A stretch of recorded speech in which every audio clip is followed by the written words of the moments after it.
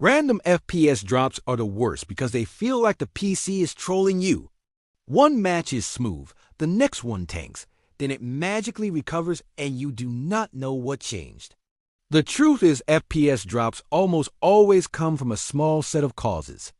If you follow a clean checklist in the right order, you stop guessing and you find the real trigger.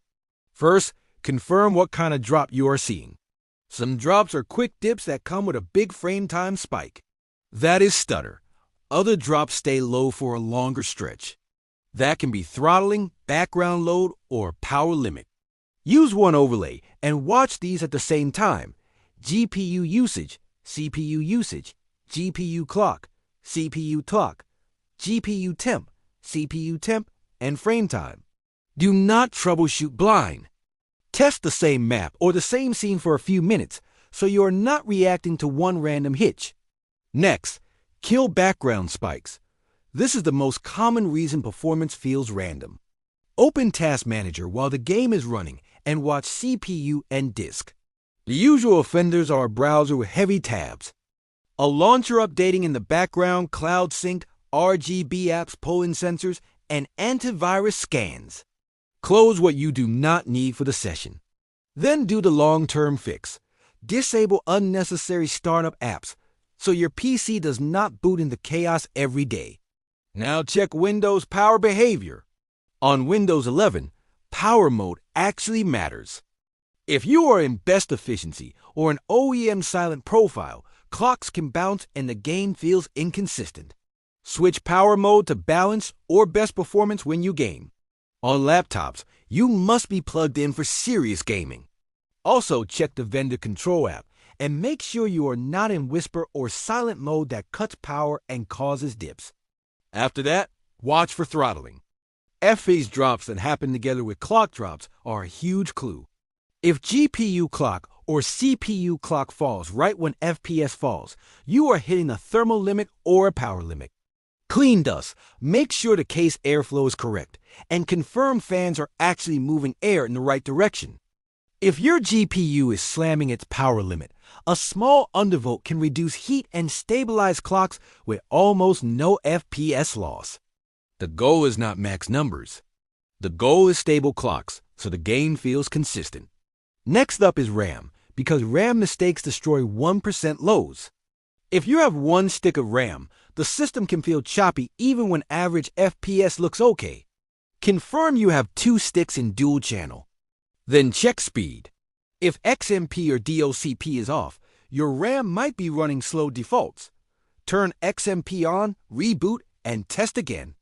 This one step fixes a shocking number of random dips in mid-range builds. Now storage. In 2025, modern games stream textures and assets constantly. If the game is on an HDD, you are asking for dips when the game pulls in new zones. Move the game to an SSD. Also keep free space on the system drive. If your SSD is nearly full, it can slow down and cause background hiccups. And if you are low on RAM, Windows will hammer the page file, and that can create ugly dips too. The fix is simple: enough RAM and enough free space. Then check RAM and settings mismatch. If you are running textures too high for your VRAM, you can get sudden FPS drops when the game swaps data. Watch VRAM usage. If you are near the limit, lower textures first. Do not lower random settings and hope.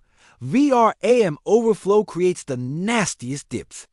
On the other side, if you are CPU limited, lowering resolution will not help much.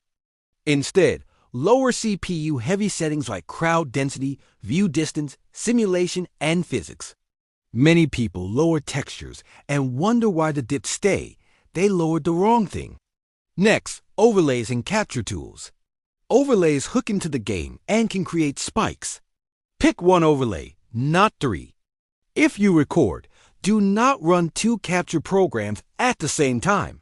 Turn off background recording features you do not use. Less hooks means less surprise dips. Now drivers, but do it smart. If dips started right after a driver update, do not argue with the timeline. Roll back one version and test. If you are on an ancient driver, update to a stable release. For chipset drivers, use a AMD or Intel official sources or your motherboard vendor. Bad chipset and storage drivers can create weird latency behavior. And do not install random optimizer tools that add low-level services. Those tools often create the exact problem they claim to fix. Here's a reality check. Sometimes it is not your PC.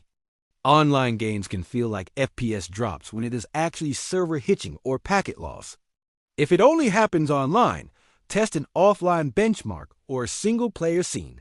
If the dips disappear offline, stop rebuilding your PC for a bad server night. Also check for downloads happening in the background. Now the pro tip that saves the most time. Change one thing at a time. Test the same scene. Watch the overlay. If you change 10 things at once, you will never know what actually fixed it, and the problem will come back and you will be lost. If you want a clean order, do it like this. First, close background apps and disable startup junk. Second, set power mode for gaming. Third, watch clocks and tong during the dip to catch throttling. Fourth, confirm dual channel and XMP. Fifth, move the game to an SSD and free space. Sixth, match settings to VRAM or CPU limits. Seventh, reduce overlays and recording hooks. Then do driver rollback or update if the timing points to drivers. Random FPS drops are not magic. They are signals. Use the checklist, read the signals, and you will fix the real cause. If this saved you from wasting hours on guessing, follow and subscribe for more practical PC troubleshooting.